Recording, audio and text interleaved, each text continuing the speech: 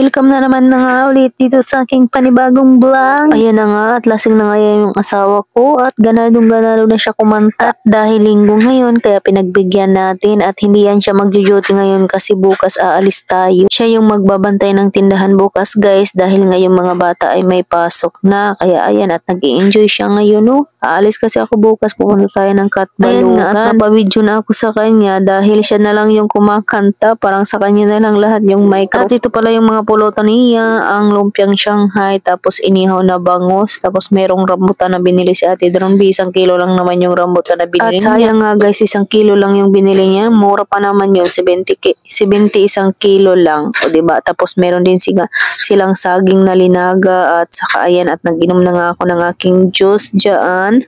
Ito yung aking iniinom na juice. Ayan, Bonavita melon flavor. Hindi yan sponsor. At nagustuhan ko sa kanya guys, yung may collagen na siya. At saka yung sugar na nakalagay is stevia. At ako naman dito sa gilid, syempre, simpleng video-video lang. At ayan yung aking asawa.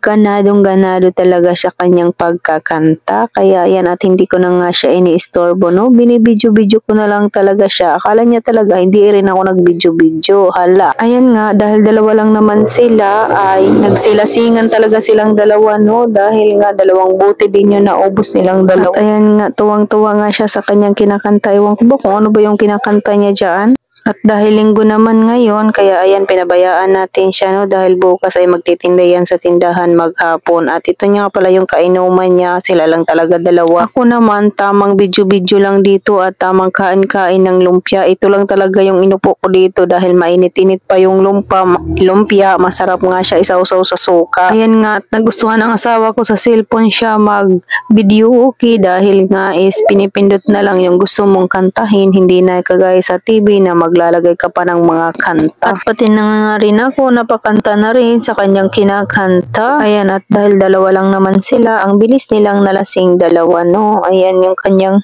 kainuman, si Mr. Alberto Tihio. At hindi nga nakipag-inuman si Pansito dyan, natulog siya. At saka fast forward na tayo guys. Ayan na yung aking mga sapatos at saka sandali. Papatahi ko siya guys kasi nga is nasira na, no?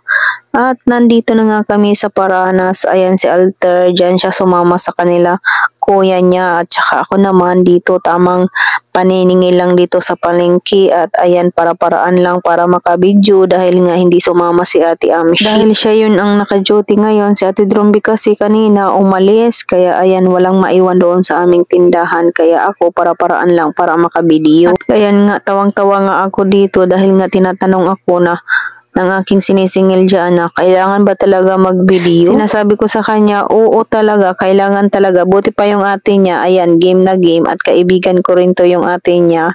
At nasya sa aking pag-vlog no yung, ano ba, yung very supportive friend, ayan. At nandito na nga ako sa kabila, ayan, dalawa yung aking sisingilin dito. At tamang singil-singil tayo at tamang sukli-sukli lang. Mahirap pa naman ngayon yung mga panukli guys. Kaya ayan, iniipon ko nga yung mga barya-barya. Dahil doon sa aming tindahan kulang din kami ng tag-piso at tag-5 dahil nga wala kaming mga tinitinda na candy at saka yung mga chicheria. At iniipon ko talaga yung aming benta ngayon guys dahil nga hindi pumunta yung Mighty dito sa akin. Kailangan nating bayaran yung aking bayarin doon sa Mighty. At ayan na nga yung pinsan ng aking asawa. Sabi ko sa kanya, kaway-kaway ka sa vlog ko. At hindi talaga siya naniwala. Sabi niya ba naman sa akin, inuuwat ko lang daw. Bakit naman ako mangloko ng tao para lang sa aking pagbablog? O diba, sabi ko sa kanya, sinasabi ko lang ang katotohanan. Hindi talaga sila naniniwala na isa na akong vlogger. Dati charot-charot lang pero ngayon totoo na talaga. At so ayun nga natapos na natin singilin lahat at buti na lang talaga nagbayad sila. Pero si nanay yung nandito sa gilid ay hindi siya nagbayad ng kanyang balance dahil nga hindi daw siya pinarelease ng Bombay. O diba wala naman tayong magagawa lang naman natin pilitin kung wala silang benta. At ayan na nga at inabutan na tayo ng ulan at ang lakas-lakas ng ulan guys. Kaya ayan pinapatila ko muna yung ulan no, bago ako sumakay doon sa motor dahil nga at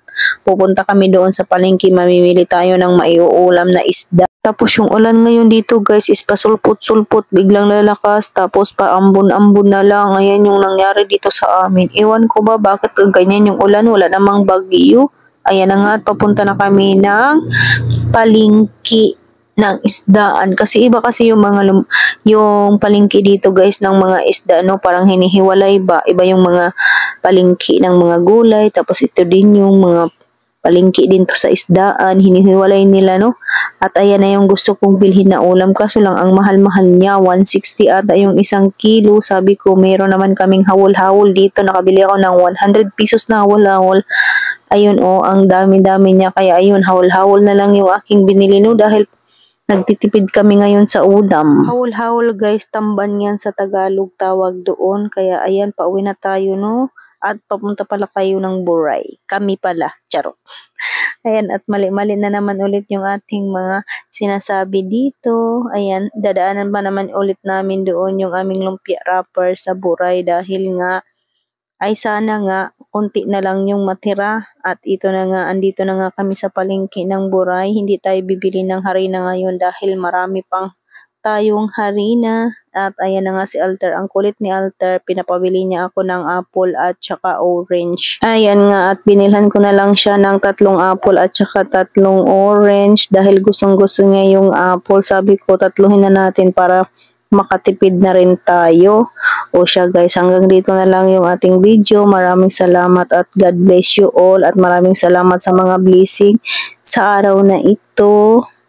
At paki-share at paki-like na rin ang ating video kung nagustuhan nyo. Bye-bye. God bless us all. Hanggang dito na lang yung ating video. More blessings sa ating lahat. Bukas naman ulit.